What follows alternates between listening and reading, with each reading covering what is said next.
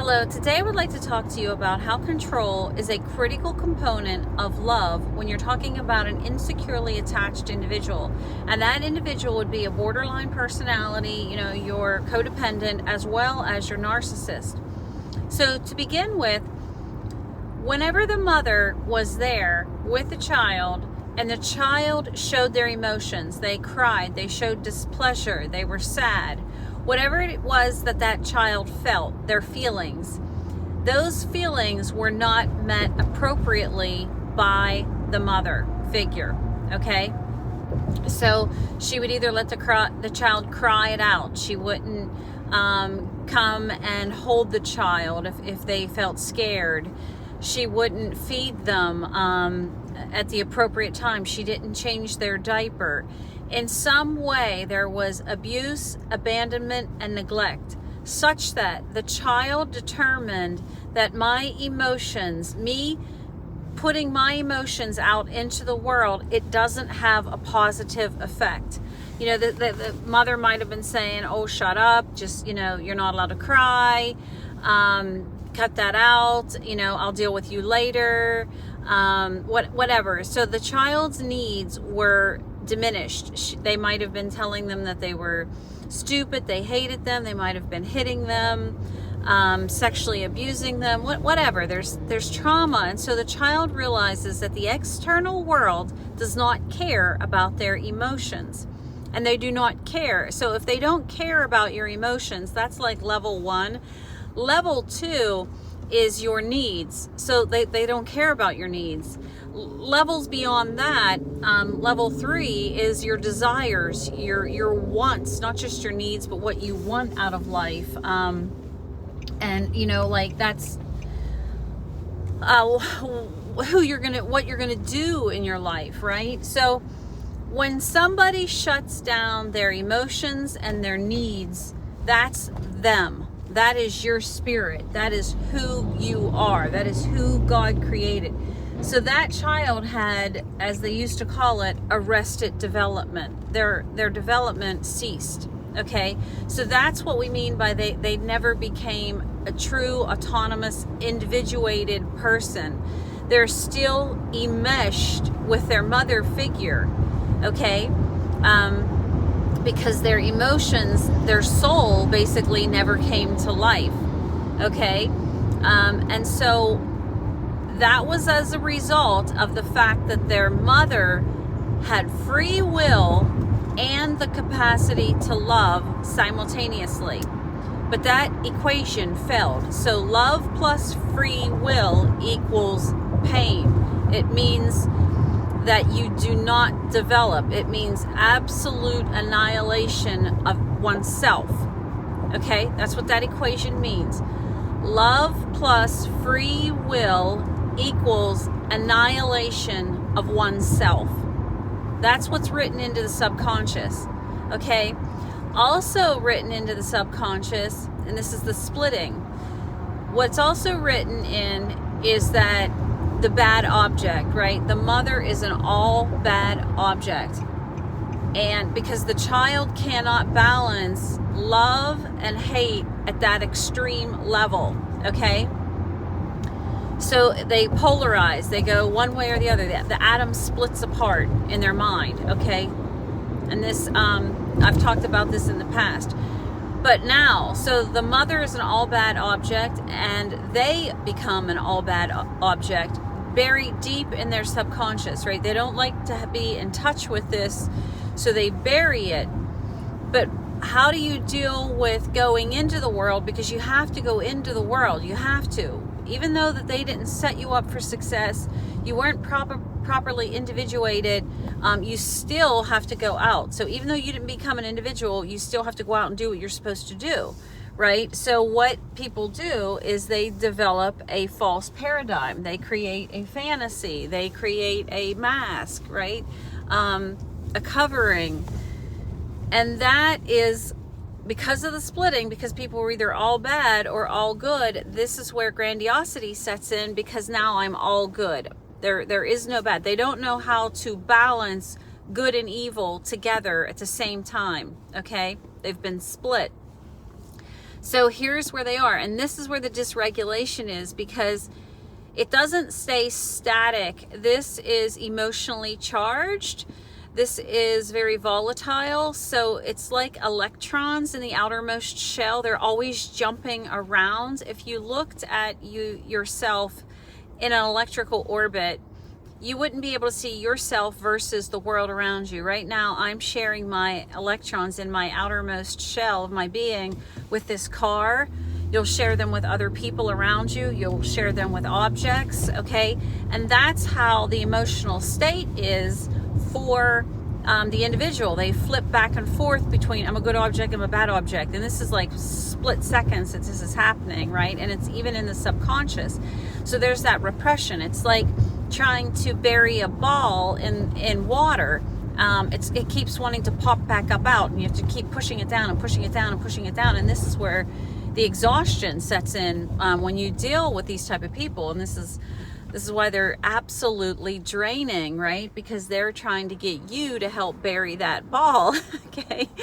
They're trying to bury the dead bones, okay, in their closet. So there they are. That's what's happening, right? This is about free will. So this is why when you enter into a relationship with an insecurely attached person, okay, this is why control is an absolute essential, because the equation of love plus free will, okay, did not end in love. It ended in annihilation of oneself.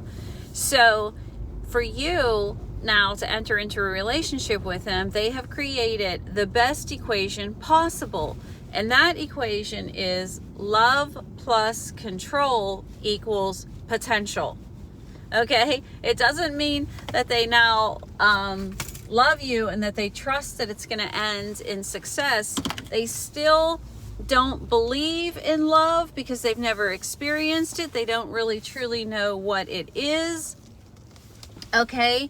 And so that's the reason why when you date one of these people, you're constantly being tested. You're constantly being tested, because this equation is more of a hypothesis versus a known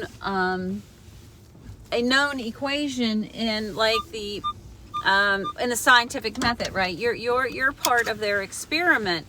And what they're doing is, as they enter into this relationship with you, you are a great experiment. They have seen failure after failure, and you come along and you have a supply that they're interested in, and they see potential in you, right? So what they've decided to do is they're going to give it a run. They're going to give it a go. And so they're going to try to put their best foot forward, right? But that best foot forward absolutely involves control, because they don't have appropriate boundaries, okay? The opposite of control in a relationship is boundaries, but boundaries haven't been established. When a mother gives birth to a child, when that child comes out, it has boundaries. It has arms, it has legs, it has a head, it has a body, okay, and it has skin, but there's a part where it's there, and then there's a point where it's not there anymore. And so when you come out as an individual from your mother, from proper rearing, and you're securely attached, you, in your emotional center, in your being, you also have boundaries. There's a level of treatment that you're willing to accept. There's a level of love and nurturing and needs being met, right? And your emotional expression. There's so much of a distance, like you take up a radius where you're allowed to live and have your being. Your emotions are allowed to be expressed, right? So you have this orb, essentially. And that's you, right? You've come into the world, this orb. That's your emotional being. And it's, bigger than your physical body. Okay, but they don't have that. They didn't have that set up, so they don't have that orb. So the only way that they can contain you and this paradigm that they're testing to try to see if they can make a relationship is by control. They have to put force on you, right? That's the besieging. That's them surrounding you, like the Hebrew word says, right? But the paradox of this is the control that they're offering limits your freedoms, which is why you're under duress, and why it's so painful for you, because this isn't a true healthy dynamic. Okay, so here they are, they're besieging you, they're trying to control you, they're compressing you. So control is now the boundary. It's not, they don't know how to come out and say, this is who I am, this is what I expect, this is what I want, you know, and who are you? What do you want? What do you need, right? And there it is. Boundaries can be established by healthy people just by the words that they spoke. Like when God spoke, the world was created. It created boundaries. So for healthy people, they can speak and say, this is the behavior that I'll take, and this is the behavior that I won't accept, right? But unhealthy people don't know that. That was never modeled for them. The abusive parent constantly overrode their boundaries. They're enmeshed with their parent, so they only know to be infused with you. That's why they objectify you, because they're taking you in as an internal object, right? You're an introject in them, in psychological terms, okay? You're part of them. They're like eating you, basically. So at any rate, it's more of a devouring, you'll eventually find. But so instead of just their words, like God's words made the world. They don't have those words to make the world. So it's force. It's forced compliance. And because they're insecurely attached, there's perversions, right? They don't even have self-control. They don't have a self. So how will they have self-control? It's just, it's a hot mess, okay? So because they don't have a self, because they don't have self-control, they don't know what they want, they don't know what they're doing, there's no stability there, right? It's just like spilled milk on the floor, okay? So they are going to engage in bad behavior, essentially, okay? They're going to be doing things that they shouldn't be doing. And this is why manipulation and lies are also a critical component in the equation, because they're doing things, they don't know really what's going to make them happy. They don't really know, because they're so unsatisfied that they need God in their life to fill this broken void. So they're going to try to use everything. You know, you're the good object right now that can maybe fix them. But 2 seconds later, a prettier woman can walk down the street and you're now abandoned, right? Because no, maybe she'll be better at fixing me, right? Or maybe, you know, this car that I just got is gonna fix me. Or, oh no, look, that guy has a more expensive car. That car needs to fix me. This job, this amount. They're always chasing after the sun, taking stuff in. This is why they're narc supply. This is the dopamine hit, right? This is the hamster wheel that the enemy has them running on, continuously searching after things that are going to fill them up, okay? But that's the lie of the enemy. It's never going to fill them, okay? So this is why they're doing shady stuff, okay? They're nonsense. They're doing their nonsense, okay? So you're seeing it. Now you're an external object. The truth is you're not an introject. You're an external person. And they have, remember, let's go back to their splitting, where it's either all good or all bad, okay? So they need you to be all good, and so they're testing you, and they're doing their nonsense, right? They're doing their nonsense because that's what they do, because they're broken, okay? And so they need for you to accept their nonsense, because they understand fundamentally, we're made in God's image. You understand that love is unconditional. So they want you to accept their nonsense, but you're giving pushback saying, I think you cheated. I think I can feel that you're doing this, and I can see that you're doing these squirrely things, right? So you're putting resistance up, which is a threat. That's your free will. Your free will autonomy is now questioning this, this paradigm that they're trying to create, right? Because remember, we're in this theory testing that maybe you can help bring them love. Maybe you can help individuate them, right?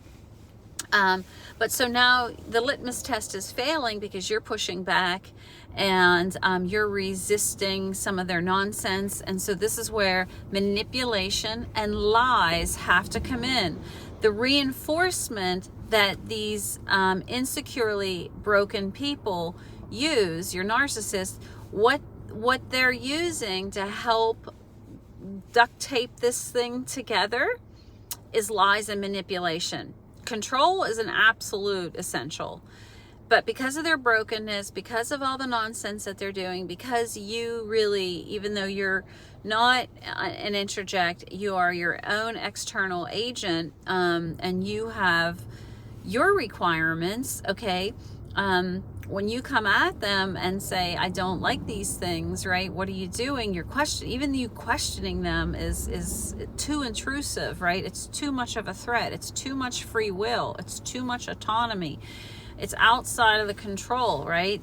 When you even put a little bit of your free will into the equation, remember, oh my God, that's terrifying. You're going to dysregulate them, because that ends in annihilation. They can't have it. They can't have it.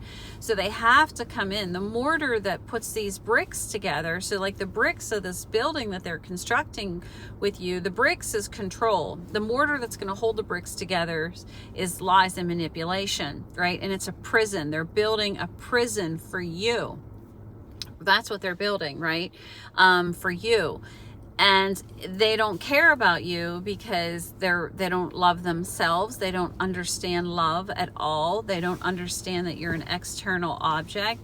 They don't even understand their own emotional needs or wants. So your emotional needs and wants are like in another galaxy. Like we don't even know, are there even humans in that galaxy, right? Like that's like you're a potential alien. You're so far away from their understanding because they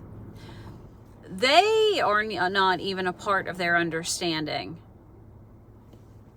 Their own thoughts, their own understanding, the paradigm going on in their brain, they're not even in that equation.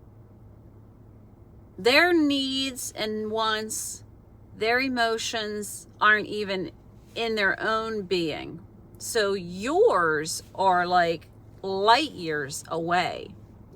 Maybe there's water on that other planet, but who knows? We can't get there. Like we're having trouble like getting water for ourselves here on this planet. So we got to continue to try to take care of ourselves down here. And that's why the narc is so self-focused, because it's survival. They're absolutely in their own game of survival, right? And the litmus test, this test is like extremely important. This is why they'll leave you in a New York minute, because this is annihilation versus them becoming an individual, a human being. Like that's the test. This is like an extremely important test that they're running. Okay. This concoction that they're building of love, control, ending in either complete annihilation or it ending in them being properly individuated, where they're a real human, they're a real person. They have feelings, needs, wants, desires, and they can do things successfully and not be underhanded and squirrely and have to hide from the whole world, right? That's like the ultimate goal. When you get to the psychopathic level, they've abandoned ship. They're like, screw it. Like none of that system. It hit fail too many times, or they were so insecure. Vulnerability was such a threat to the sociopath, the psychopath, right? Sociopath is an old terminology. I don't even use that anymore. But the psychopath is so like game over. Like I'm not even going to run the test. They're not even running the test. They're just like, I don't trust anybody else in the world. They gave up on all of this stuff. But intrinsically, we need to be connected to people. So the sociopath is just saying, I'm going to control, I'm going to lie, I'm going to manipulate, and I'm going to get out of people whatever I can get out of them. But this is 100% within my control, period. Like, you don't matter, nothing, all engines have been shut down. The test has failed We're not even running the test here, folks. Okay.